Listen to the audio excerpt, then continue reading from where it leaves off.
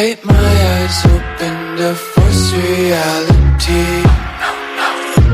Why can't you just let me eat my weight in glee? I live inside my own world of make-believe. Kids screaming in their cradles, profanities. Some days I feel skinnier than all the other days. Sometimes I can't tell if my body belongs to me. I love everything. Fire spreading all around my room. My world's so bright, it's hard to breathe, but that's alright. Hey guys, and welcome back to the channel where we do talk all things true crime. If this is your first time here, hi, hello, and welcome. And I'm going to go ahead and get right into it. We are going to be discussing the Idaho podcast today. It's the Idaho Massacre, if you want to know the exact title. And we're going to be going over this new episode that, for us, it's new anyway. So we're going to be going over The Hunt. It focuses on the investigation into the brutal murders of 4 University of Idaho students, Kayla Gonzalez, Madison Mogan, Xana Kernodle, and Ethan Chapin on November 13th, 2022, in an off-campus house in Moscow, Idaho. Specifically, The Hunt details how Bryan Kohberger, a 28-year-old PhD student in criminology at a neighboring university, emerged as the prime suspect. So this episode is going to explore the investigative process, including the role of new DNA methods and the identification of Kohberger's White Elantra, which helped narrow him down from a list of vehicle owners. It also discusses the Moscow Police Department's call for social media content and the overwhelming influx of over 10,000 tips from the public. So let's go ahead and get right into it. Make sure we're on the right one. Okay, this is season five, but it's really season 1, but episode 6. I am going to put up visuals as you guys are watching as well.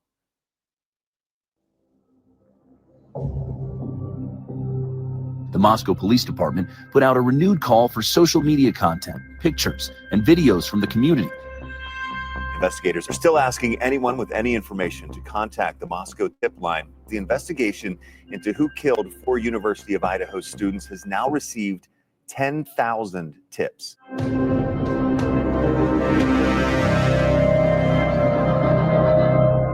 This is the Idaho Massacre, a production of KT Studios and iHeartRadio. Episode 6, The Hunt. I'm Courtney Armstrong, a television producer at KT Studios with Stephanie Lydecker, Jeff Shane, and Connor Powell. Weeks after 4 University of Idaho students were murdered in their off-campus home, investigators are on a relentless search for the killer. As the tips rolled in, multiple law enforcement agencies, including the Idaho State Police and the FBI, were working with the Moscow PD to crack the case. They were methodically zeroing in on their main suspect, following the evidence from the mysterious White Elantra to the DNA left at the scene. While observing Bryan Kohberger at his family's home in Pennsylvania, the 28-year-old was seen wearing rubber latex gloves in public and putting trash in neighbors' garbage cans. Kohberger's family also noticed this bizarre behavior. According to reports, one of his own sisters began to wonder if her brother could have been involved in the murders, at one point even saying loudly that her brother lived near the victims and drove a white Hyundai Elantra. While some in the Kohberger family may have had their suspicions about him, unbeknownst to them, their own family's genetic DNA would be key to linking Bryan Kohberger to the murders. Big crack in this case came from DNA, specifically genetic genealogy. Within days of the gruesome murders, police suspected the white Hyundai Elantra seen repeatedly driving near the King Road crime site was connected to the murders. Investigators immediately began compiling a list of white Elantras registered in the region. Investigators first sought cell records. They then, most likely, looked for every person who pinged the Moscow Tower and owned a White Elantra. But the search of the long list of White Elantras didn't turn up anything conclusive for weeks. Here's Jeff and Stephanie. As November was coming to a close, the Moscow police assured the public that there was no threat to the community and that they were in fact making progress. And at this point, Cops were really combing through thousands of tips and pieces of information, most of which, frankly, led nowhere. Can you imagine the pressure? Not only are they concerned about the safety of this college town, but they have the whole world watching them. I remember this time. The public really wanted information, and every day that went by without an arrest, people were getting angrier and angrier. Yeah, it's a really unfair expectation. But at this point, there really was no credible suspect or murder weapon. And then by early December, investigators had combed through the victims' classmates, their friends, as well as any perhaps registered sex offenders in the area, stalkers, any individuals known for violently harassing people. They even looked into a local white supremacist. But again, sadly, it all led to nothing. The White Elantra was truly the best lead, but it's an incredibly common car. In 2021, Hyundai sold over 124,000 Elantras. In fact, the number of Elantras sold last year compared to the year before increased 47%. So it's basically like finding a needle in a haystack.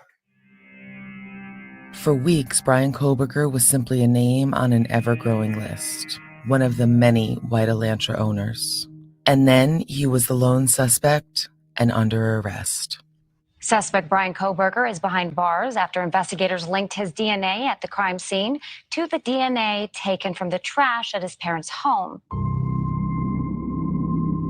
The official public story laid out in the probable cause affidavit is that investigators positively identified Kohberger by matching DNA evidence from the knife sheath to Kohberger's father's DNA.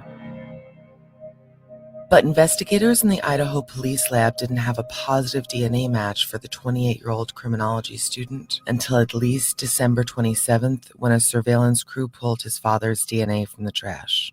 So how did investigators know, and with such confidence, to start surveillance on Kohberger long before the conclusive DNA match? Investigative genetic genealogy was used to point them in his direction. The path to positively identifying the Washington State University PhD student employed a new, and at the same time one of the most controversial, modern crime-solving techniques. It's a DNA method that is only reluctantly talked about by law enforcement. Before we can explain what genetic genealogy is and why it's so rare and controversial, we need to explain how DNA material is normally collected and used in a criminal investigation. So DNA is what makes us what we are. And every single cell of our body, with a few exceptions, has the same DNA. I like to describe it as an enormous encyclopedia. That's Daniel Padini, the head of the Forensic Sciences Department at George Washington University, speaking with Jeff. And every cell of our body kind of harvests or looks at the parts of that encyclopedia that it needs to become what it needs to develop in. So the liver cell will look at the encyclopedia chapter on how to become a liver cell. The retina cell will do the same, but it's going to be a different chapter. But the entire encyclopedia is present in every single cell. So we can look at parts of this encyclopedia that are different among individuals. And we can generate a DNA profile that has a very, very low frequency in the population, to the point that we can essentially identify a single individual. How has that now kind of changed the way investigators work on criminal cases? Yeah, it really has dramatically changed the forensic investigations in terms of being able to identify an individual that was at the crime scene. If biological evidence is recovered at a crime scene, a DNA profile can be generated and then compared either to a database. Everybody's heard about the CODIS, Combined DNA Index System, which is a repository of DNA profiles from convicted offenders, or directly to the DNA of a suspect in order to identify the person that left their DNA at the crime scene. And as we know, there was touch DNA found on it. Can you explain to us what touch DNA is? Touch DNA is a very general term that refers to the DNA that is deposited on a surface through touching it. There's a lot of different types of cells that can be deposited when touching a surface. For example, if I scratch my nose or I cough in my hand, there may be some cells that come from the mucus or from saliva. There's also epithelial cells from my skin that I'm going to deposit. And also, there's a lot of cell-free DNA that is secreted in sweat. So there's a bunch of different types of sources of DNA that we deposit. So exactly what touch DNA is, we don't know, but it's a combination of all of those. And so you can't really see it with the naked eye. So you have to trust or you have to make some assumptions. And generally, you're going to try and collect that from surfaces that will have been touched. Is it how we see in the movies where they like dust it and there's like a perfect thumbprint on the ground or wherever? No, it's not quite like that. Sometimes if there's a blood stain or a semen stain or a saliva stain, then yes, it's pretty simple. You swab that area, you transfer the biological stain onto a swab, and then you extract the DNA directly from the swab. At times, though, you're not able to see the DNA. You can assume that there is DNA in that area, and so you swab that surface. In the case that we're talking about, they found this knife sheath, and they swabbed the area, at least that's my understanding, they swabbed the area around the button, and they extracted the DNA from that. But you don't necessarily see it, and you don't know it's there until you've completed the extraction process, and you went through a second process that's called DNA quantification. The DNA quantification process allows us to determine how much DNA there is, and also the quality of that DNA in terms of it being degraded or potentially inhibited. So if you're an investigator, you just kind of try to get DNA off of anything without you're kind of blindly doing it. You're thinking, okay, there could be DNA here, could be DNA here. And then it's not till you test it that you actually are aware of if there is DNA. And then you have to figure out how much DNA. Obviously, you can't swab an entire apartment. That's just not practical. And the DNA extraction process and analysis is expensive, and it takes time. So you need to be frugal and to keep in mind the resources that are available. So you tend to do an evaluation of the crime scene, and based on the scenario, identify pieces of evidence that have the greatest chance of providing useful information for the case. Here again, Stephanie and Jeff. Since its creation in 1987, DNA testing has proven to be an incredible useful tool in identifying criminals. It completely changed the criminal justice system. How it applies to this case is really fascinating. We know that investigators pulled a single source male touch DNA off the button of the knife sheath that was left at the murder scene. Touch DNA is DNA transferred from a person to an object via contact with the object itself. It's called touch DNA because it only requires very small samples. For example, from the skin cell left on something after it's been touched or casually handled, or from footprints. So cops have this piece of touch DNA, and they tried to link that to criminals already in the system. Because as you may or may not know, when someone is arrested, they have to give a fingerprint, which then gets put into law enforcement's database system. So let's say whoever did commit this massacre also had robbed a bank years ago, cops would get a match and have all the suspects' information.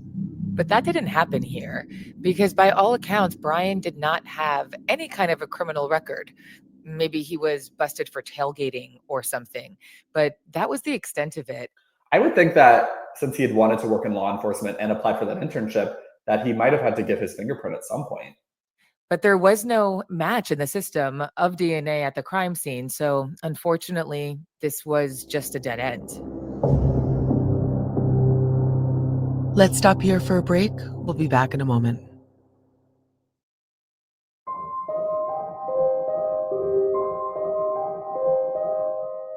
With pressure mounting and leads coming up empty, investigators turn to genetic genealogy as an alternative way of identifying DNA on the knife sheath.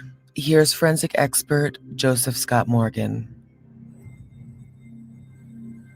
The cool thing about genetic genealogy, and it's almost as if you've got people that have discovered this thing just in the last few years, where it's this fascinating methodology of tracking down things or putting an identity to things or people more specifically that otherwise have remained kind of cloaked in secrecy for many, many years.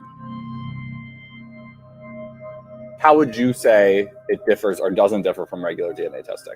When it comes to testing for any kind of biological element as it's tied back to DNA, the feds maintain a database that is actually referred to, it's the FBI's database that's actually referred to as CODIS, which is Combined DNA Index System.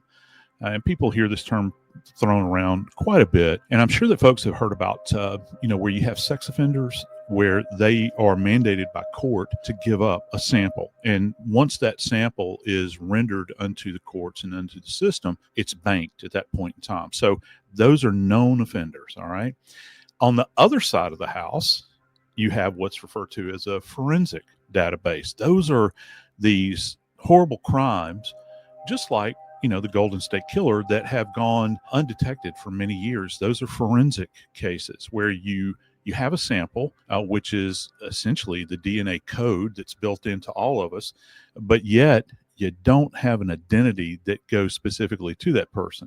And so those are the unknowns. And when you're looking at serialized crimes, for instance, if you can get a DNA sample from multiple cases and it kind of funnel it back into the system, what they're looking for in the forensic side of the house is to see if you get multiple hits from a single individual. And that gives you an idea of that you have a serial perpetrator, for instance, on your hands. Now, here's the thing. When it comes to genetic genealogy, this throws kind of a wrinkle into everything, because for years and years, it's been all about unknown assailants. When you have an event where you have DNA deposition at a scene, let's say, for instance, from any kind of body fluid, blood, semen, whatever the case, saliva at the scene, or maybe even partial DNA that we get from touch DNA. If you can capture that bit of biological sample, you can kind of kick it into the next level with genetic genealogy, because there's this massive database that exists out there of people that are seeking their ancestors, or perhaps people that are looking to find out their parentage, people that have been put up for adoption. Who are they related to? And so many government agencies look at this as this kind of broad ranging spectrum that they can dig into and utilize that to kind of connect the dots, if you would, as to who an unknown perpetrator might be. And here's the thing. Many of these cases are solved by identifying cousins, of all things. And we all have cousins. Many of us are related to one another and we have no idea. And so you look for this connectivity, and then you kind of begin to narrow this down with genetic genealogy. Despite having their own in-state forensic laboratory, the Idaho State Police contacted a private third-party company to conduct the genealogy testing. Othram is a Texas-based company that specializes in forensic genetic genealogy and has helped resolve unsolved murders and identify unknown victims. With the help of the FBI, the firm was able to create a more extensive DNA profile of the suspected killer, and then it was uploaded to commercial genetic testing databases. Jeff and Stephanie. We don't know where the data profile was uploaded. Most likely, though, it was GEDmatch or Family Tree DNA, which are both familial DNA testing services. On these sites, you can find out what your heritage is, or if you have any long-lost cousins across the world. They are also both commercial websites that allow law enforcement searches. They differ from 23andMe or Ancestry DNA, which do not allow investigators to search the records. That does make perfect sense from a consumer standpoint. I mean, look, if you go to a website like 23andMe or Ancestry DNA, you may not want your personal data getting out to law enforcement, or personal data regarding anybody in your family. I would imagine that these companies are frankly afraid that law enforcement has access to everyone's DNA, and then people won't upload their info. thus hurting their ultimate bottom line. Privacy is a pretty major concern for this industry. Here again, Jeff speaking with forensic expert Joseph Scott Morgan. And would you say that's why it's controversial? Because every Tom, Dick, and Harry can kind of help the police catch their cousin in a crime? Most people in the population that are submitting their DNA, they don't have a point of reference for what their constitutional standing is as it applies to privacy and these sorts of things. And, I think that for many folks, when they render this DNA sample, and it's generally a cheek swab or a cheek scraping, where you go in, you take the sample, you submit it to one of these companies, and they begin to run your profile. You don't have this expectation that this is going to be used to solve a crime. Now, many people might not have a problem with that, but others do. They're not entering into this agreement with a company so that they're going to be crime solvers. They want to determine the mystery that surrounds their heritage and to try to determine who they came from. The Supreme Court has ruled in the past that you do not have like a baked-in expectation of privacy if you freely surrender something. Okay, particularly in this case, we're talking about genetic material. So they've held that there is no expectation of privacy for a third party. And so you've got these two that go back and forth. What it comes down to, I think probably for many of these companies, people famously like Ancestry.com, we've got 23andMe that have been out there for a while.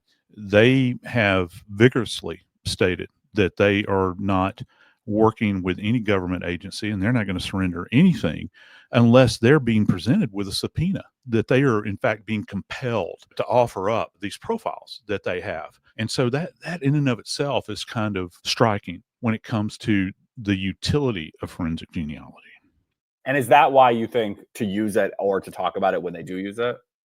I think to a great degree, police are reticent to reveal their sources when it comes to, and you generally don't find out, the veil is not lifted, if you will, from their source, how they went about accomplishing these tasks. There are companies out there that do in fact aid in the facilitation of this. Ortham comes to mind in particular. They've been around for a few years now, and they've certainly made a name for themselves and are highly regarded from a scientific perspective and the methodologies that they employ, and they've had great success. The average person on the street, they're asked this question: how much do you value your privacy? If the whole thing turns upon your DNA, are you willing to surrender that bit of privacy that you have in order to solve a crime that might facilitate someone being taken off the street and that sort of thing? And it's not necessarily a very simple answer. It can be very, very complicated.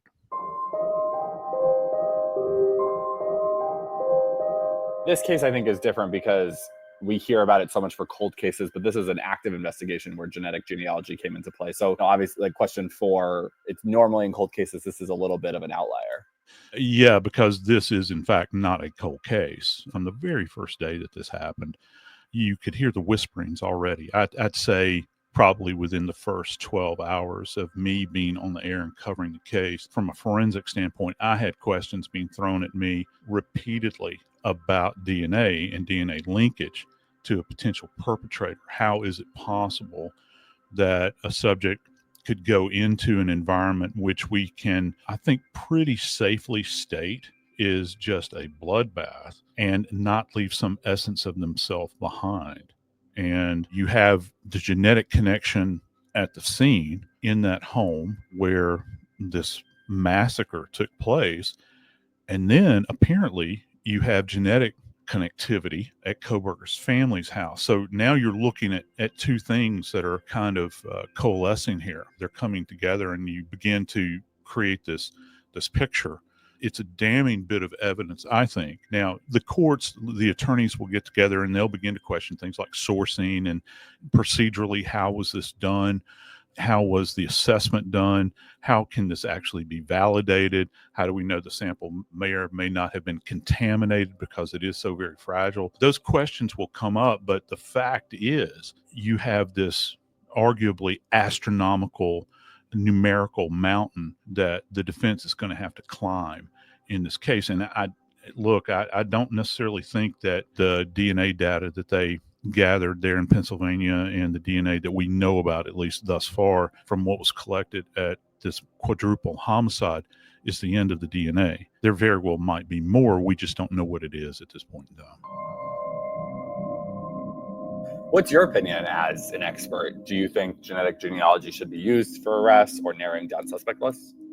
I think that there is utility for it, certainly. I don't know that I have encountered a case where it was turned around this quickly, because look, it seems as though we've been covering Idaho forever and ever at this point, but we haven't. It's really been a very short period of time, and this profile was turned out very quickly. So there is obviously provable utility relative to the tool. I think that it can potentially be a very slippery slope from a privacy standpoint.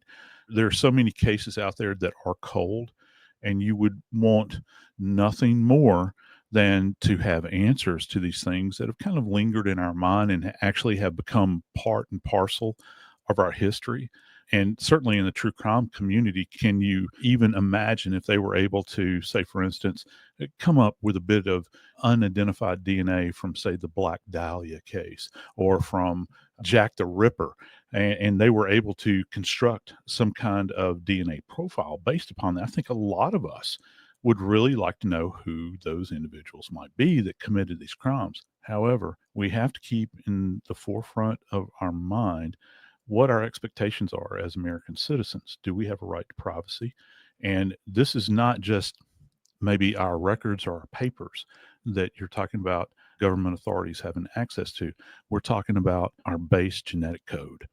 Do you think it's the future? Like, is there any way to stop, to, kind of put this back in the box? Or is it like now police have this in their tool belt, they're going to use it? No, you can't put the genie back in the bottle. We're beyond that now. We've crossed the Rubicon. It will be used and continue to be used. I just hope that the people that wield the tool have the best interest of the citizenry at large, because no one in our population is guilty until they are in fact proven guilty. A quadruple homicide in a college town is stuff that just doesn't happen every day. And it's one of these moments in time that it has created extraordinary circumstances. And to my way of thinking, the investigative authorities that are involved in this case went to extraordinary measures in order to facilitate the solving of this case, or at least to give them an indication as to who may have had a hand in this. And that's why they went to these great lengths using genetic genealogy. Let's stop here for another break.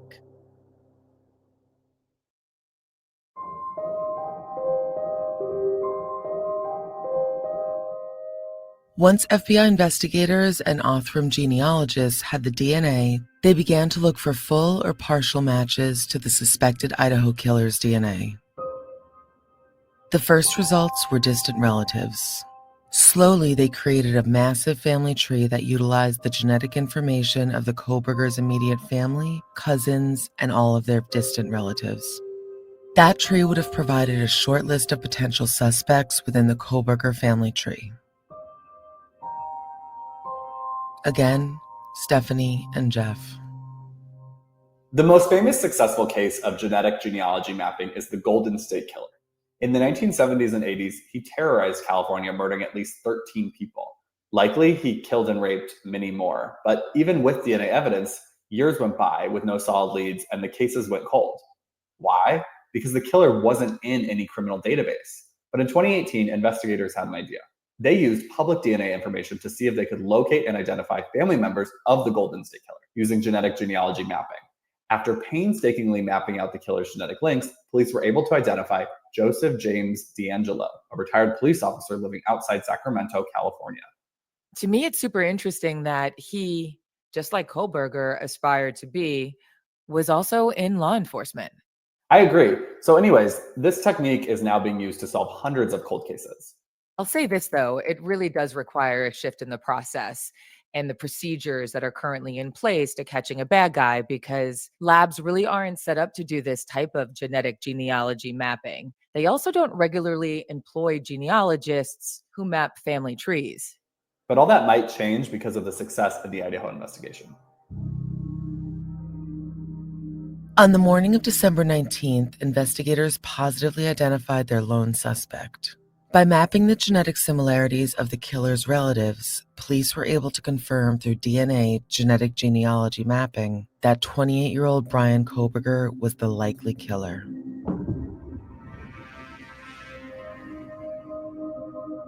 Can you imagine that day for the hardworking investigators on this case? Yeah, Kohberger was already one of their suspects. His name had been forwarded to investigators.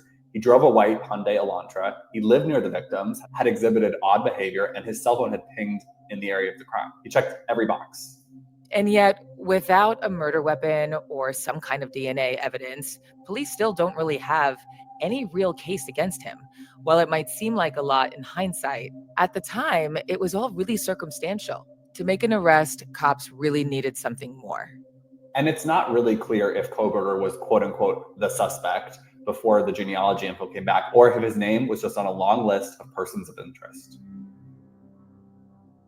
With Kohberger now identified as the prime suspect, investigators worked to strengthen their case against him, applying for a search warrant of Kohberger's phone activity in the time period around the murders. On the morning of the killings, the results showed Kohberger's phone pinging a tower near his home before moving south at a rapid speed and then disconnecting from the cellular phone system. Here's reporter Chris Spargo.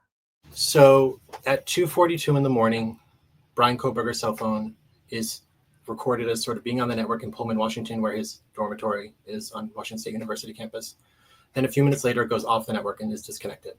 From that point on, there's just accounts of people seeing his white Hyundai Elantra. So his white Hyundai Elantra is seen leaving Pullman shortly after that. And then around 3:30, it's seen in Moscow. Now, the direct route from Pullman to Moscow is about 15 minutes tops, and this is late at night, so there's not going to be any traffic. So it's assumed he took some sort of way that would have gone around that sort of main road. During the exact moments of the murders, Kohberger's cell phone was offline and wouldn't return until 4:48 a.m., at least 20 minutes after investigators say the murders took place. When Kohberger's phone does reconnect, it pings off several towers south of Moscow and maps an odd early morning travel pattern for the next 45 minutes. The data shows Kohberger driving on back roads and taking an off-the-beaten-track route to his home in Pullman, Washington. It's a difficult alibi for him because he has to explain that phone call pinging off the tower in the middle of nowhere at 4:45 a.m. on the night of the murders. Police also obtained cell phone data that showed that Kohberger's phone was in the area of the house on King Road at least a dozen times in the weeks before the attack. By December 23rd, police were closing in on Kohberger, but investigators still need a direct genetic comparison between Kohberger and the DNA on the knife sheath before making an arrest. 4 days later, Pennsylvania State Police are tasked with watching Bryan Kohberger pull trash from his parents' home. On December 28th, DNA results show that the male DNA pulled from the trash can was a 99.9998% likely to be the biological father of the DNA pulled from the knife sheath left on Madison Mogen's bed. This parental link was the last piece of evidence needed for an arrest warrant. Kohberger was arrested shortly after. When Bryan Kohberger was arrested in the early hours of December 30th, his family didn't know the role their own DNA played in his capture. But they did release a statement expressing sympathy for the 4 Idaho families who lost their precious children. Kohberger's family also said they had fully cooperated with law enforcement agencies in an attempt to seek the truth. They also asked for privacy as the case moved forward through the legal process. Later, they found out their own family's DNA led investigators to Bryan Kohberger. Stephanie and Jeff. DNA has become increasingly important for successful prosecutions thanks to something called the CSI effect, with shows like CSI, Cold Case, Without a Trace, Criminal Minds, and basically every other CBS series. Everyone thinks they're a criminal expert. So a large portion of jurors expect that the prosecutors will present some type of scientific data as part of their case. Which in some cases is a very fair assessment. And look, things like eyewitnesses and motives are still very important. But without any kind of scientific DNA or firearm ballistics or fingerprints, it's really hard to get a conviction. The CSI effect is fascinating as it may also affect how criminals themselves act. In the year 2000, when CSI premiered, 46.9% of all rape cases in the United States were resolved by police. By 2005, the rate had fallen to 41.3%. Some investigators attributed this decline to the CSI effect, as crime shows often inadvertently explain in detail how criminals can conceal or destroy evidence. But back to how this affects this case, look, as we know, our legal system demands proof beyond a reasonable doubt before we can convict. And the jurors see these types of scientific tests as, frankly, undeniable proof of guilt, whereas eyewitnesses or potential motives, those can be sometimes imperfect. There have been multiple studies that say more than 70% of jurors expect scientific evidence like DNA in murder or rape prosecutions. And really, it has done extraordinary work in terms of people being released from prison because the DNA testing obviously proved their innocence, despite the fact that they had been convicted. So when you think about it, it's not surprising that Idaho prosecutors have put a ton of weight into the DNA elements of this case.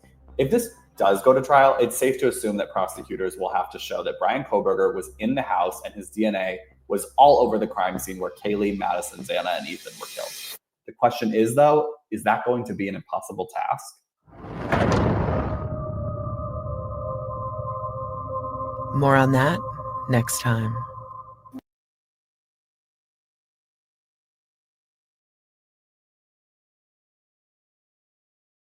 Okay, guys. So if you appreciate the content, please hit the subscribe button and hit the like button. It really does help my channel grow. And I really appreciate you guys being with me today. Let me know your thoughts below on this podcast. I do go through the comments and I do read them all. So I will be commenting on your post. Just make sure you comment below, hit the like button, subscribe. And thank you guys for being here with me today and listening to the podcast. I will see you guys all later this afternoon at 2:35 p.m. for our live we're going to be doing over Travis Decker. So make sure you're there. I'll see you guys all there, and I will see you later. Bye, guys.